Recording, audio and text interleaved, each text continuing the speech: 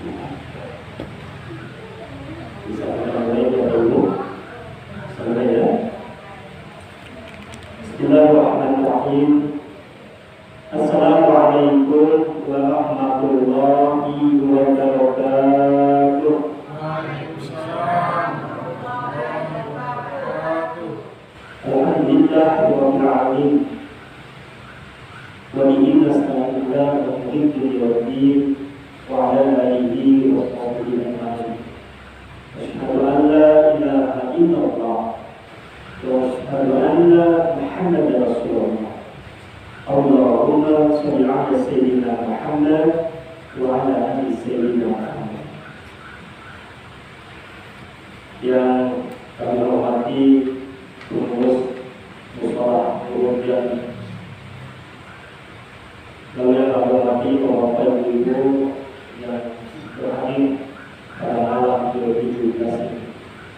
Pertama-tama marilah kita mengucapkan syukur alhamdulillah bahwa malam ini di malam yang ke-17, malam yang istimewa, kita masih diberikan kesempatan dan kesehatan sehingga kita bisa melaksanakan sholat isya berjamaah yang insya Allah akan dilanjutkan dengan sholat tarawih.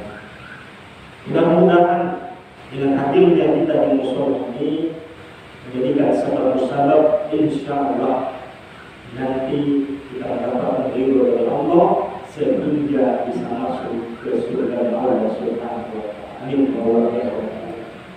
Salawat dan salam marilah kita senantiasa kita hadiahkan, kita sanjungkan, kita kirimkan kepada Nabi akhir zaman, Nabi yang tidak nabi setelahnya, yaitu baginda Nabi Muhammad SAW dengan ucapan Allahumma sholli ala sayyidina Muhammad wa ala ali sayyidina.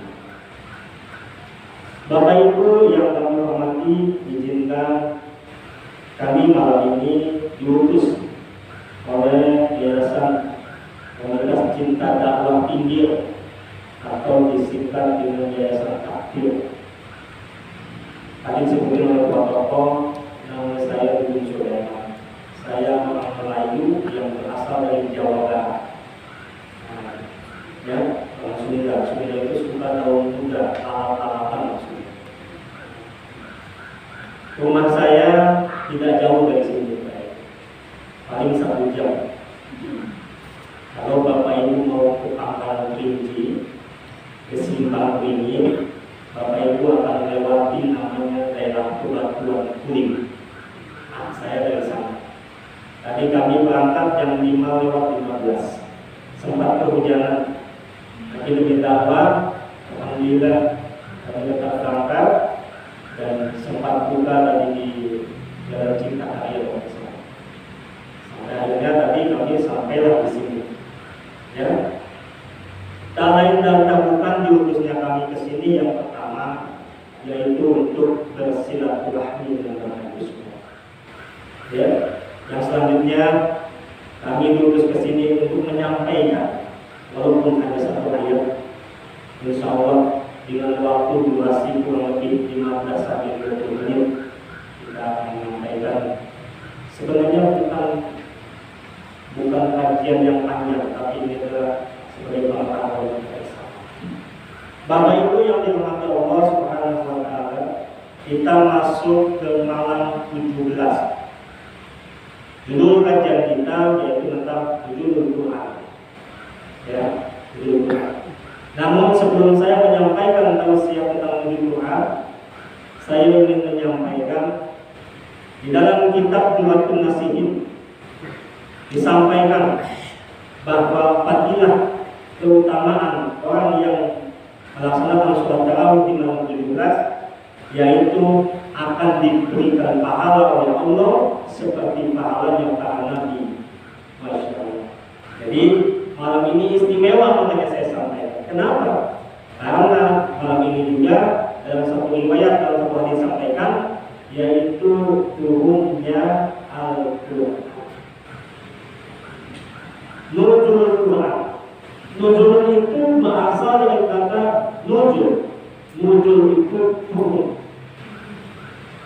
Ya, tapi bukan, jangan disamakan kita keluar dari musola ini sampai ke bawah nuzul. Ya enggak? Karena Quran ini suci, Pak. Quran ini suci. Jadi Quran hanya bukan Quran. Quran adalah kitab suci umat Islam. Karena kitab suci umat lain ada. Nabi Daud coba. Nabi Daud itu diberikan mukjizat, yaitu kitabnya Zabur. Nabi Musa Taurat, Nabi Isa Injil, Nabi Muhammad yaitu Al-Quran. Nah, Al-Quran ini adalah sebagai penyempurna kitab-kitab sebelumnya. Penyempurna. Jadi, nuzul Quran artinya turunnya Al-Quran. Ya, turunnya Al-Quran dari Lauhul Mahfuz, dari tempat yang dirahasiakan Allah, tempat segala sesuatu Allah menuliskan perkara yang akan terjadi di dunia, ke Baitul Ijaz. Baitul Ijaz itu adalah langit ke-1. Turunnya itu sempurna, keseluruhan. Tetapi ketika dari Baitul Ijaz yang disampaikan oleh malaikat Jibril kepada baginda Nabi Muhammad itu berangsur-angsur.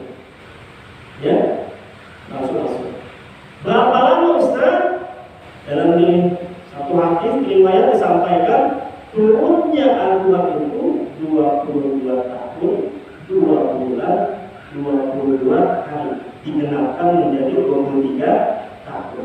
Terbagi kepada periode Madinah dan periode Makkah. Kapan Ustaz Al-Quran atau ayat yang pertama diturunkan? Bapak Ibu yang dirahmati Allah, ketika Nabi Muhammad di kota Makkah, beliau sedang dalam gelisah. Gelisahnya apa Bapak Ibu?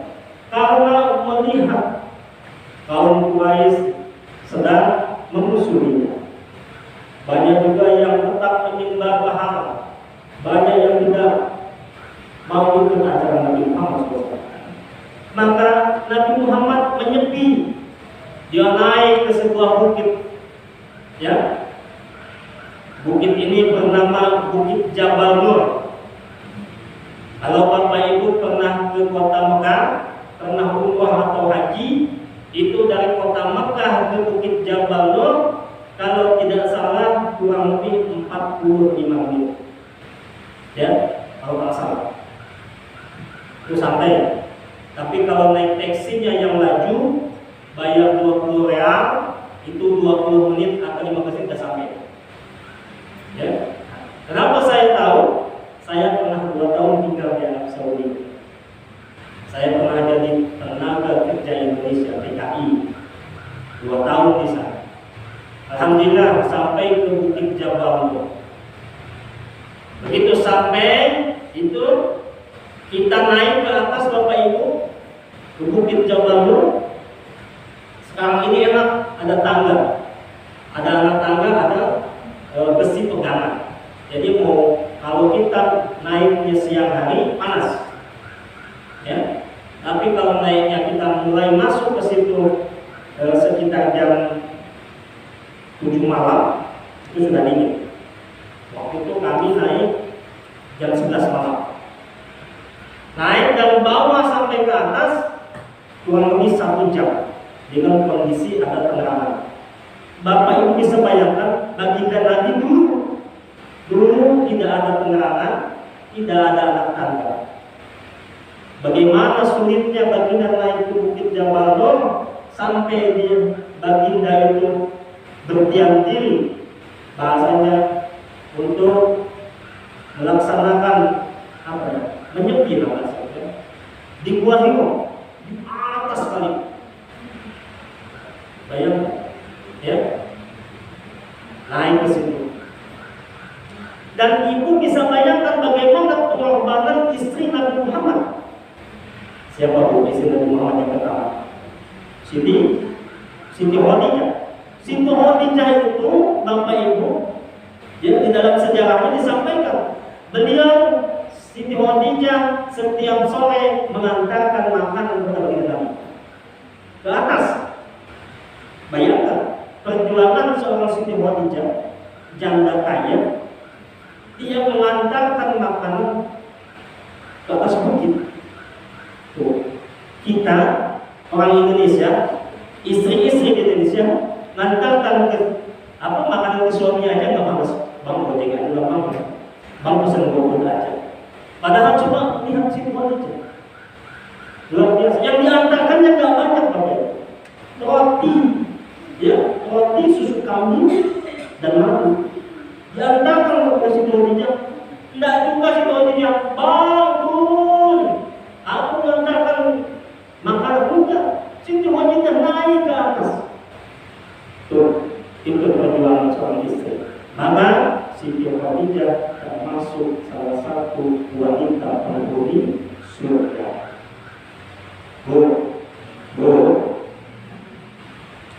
Buah hibur itu, Masya Allah, kita untuk masuk ke buah hibur Muhammad, pintunya kecil, ya. Dan mohon maaf, ketika saya melewati pintu itu, setan mengganggu saya. Oh, jadi setan ada juga di sana. Bukan hanya di tangga, setan ada sana.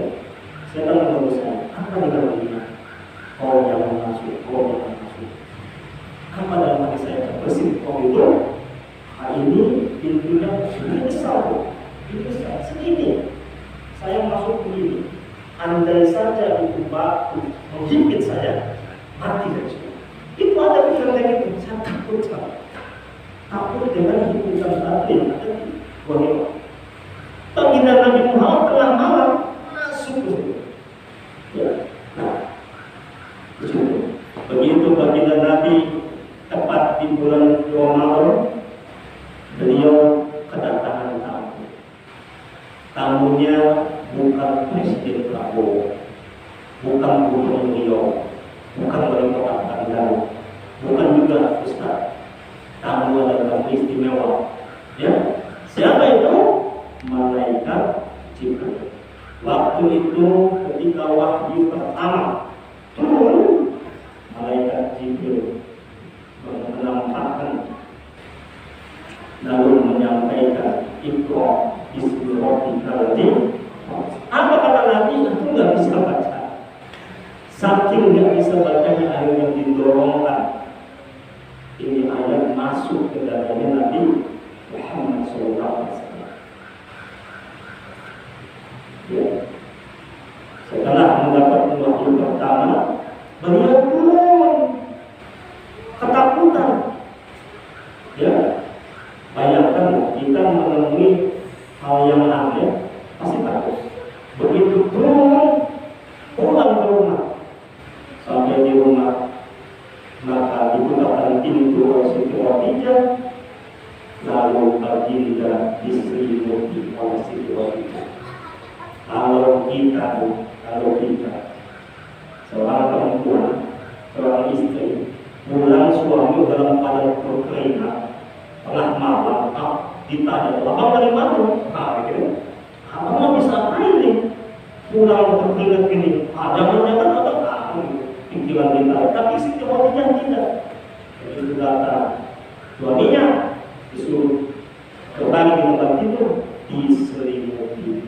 Maka waktu itu turunlah kembali, dikisahkan ada kembali turun wahyu, yaitu surat Al-Mudaththir. Ya ayyuhal mudaththir, wahai orang yang berselimut, bangunlah, serukan kepada umatmu. Bahkan di satu kesempatan turunnya Al-Quran itu yang membuat baginda Nabi menggigil. Pada saat apa? Ketika Al-Quran ini turun, ayat Al-Quran yang dibawakan ini turun berupa bunyi lonceng yang sangat keras. Bunyi-bunyi yang sangat keras, seperti bunyi lonceng.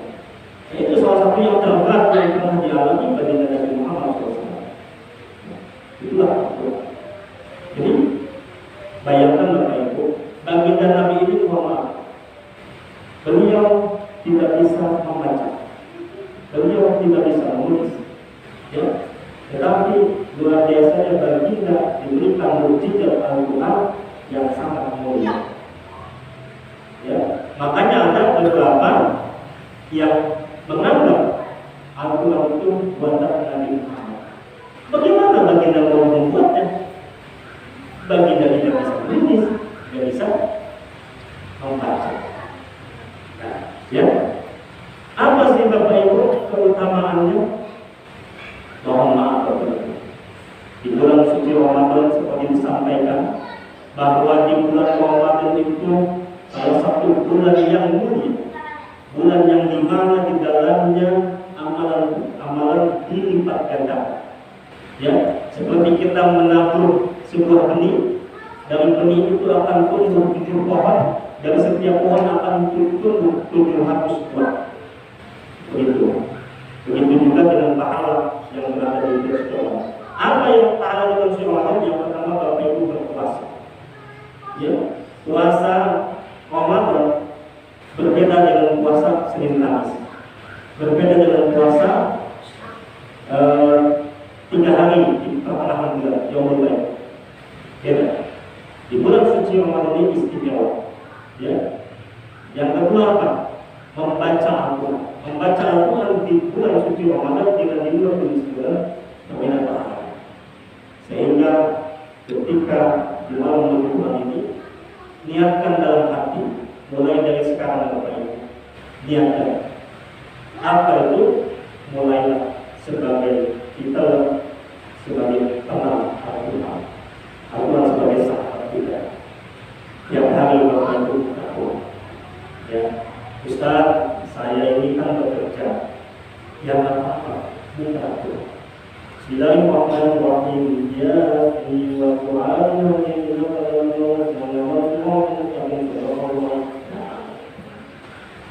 baca Quran, ya, baca Quran. Coba ya, baca Quran. Kenapa? Istimewa ya. Jadi tanamkan dalam hati Bapak Ibu, mohon maaf, kami hanya bisa menyampaikan, mengajak kepada yang hadir. Jadikan bulan suci Ramadan tahun ini menjadi Ramadan terbaik, dan jadikan bulan suci Ramadan tahun ini bisa jadi ini adalah Ramadan terakhir bagi kita, karena tidak ada jaminan tahun depan Bapak Ibu bisa berada di bulan suci Ramadan. Coba lihat tetangga kita, saudara kita, yang lain-lain yang mungkin biasa ikut sholat di sini, tak ada, karena ini sudah meninggal dunia. Tak ada jaminan Bapak Ibu. Makanya mohon maaf, secapek apapun badan kita. Saya juga sama. Pagi tadi bekerja, besok apalagi masuk kantor. Tapi demi untuk menyampaikan, demi untuk berdakwah, insya Allah saya dapat. Kemarin beberapa hari yang lalu sampai kami di Lembok Panjang. Tadi malam kami malam sebelumnya di daerah Kumbai. Terus kayak gitu. Sampai dibilang suami jarang super, jarang di rumah, suka pergi. Tapi alhamdulillah Bapak, makanya dari itu kami mengajak momentum nuzul Quran, momentum turunnya Al-Quran, kita niatkan dalam hati mulai besok untuk istiqomah membaca Al-Quran. Saya mau tanya sama Bapak Ibu, sudah berapa kali hatam Quran selama hidup kita? Atau belum pernah sama sekali? Kalau belum pernah, niatkan ini sekarang.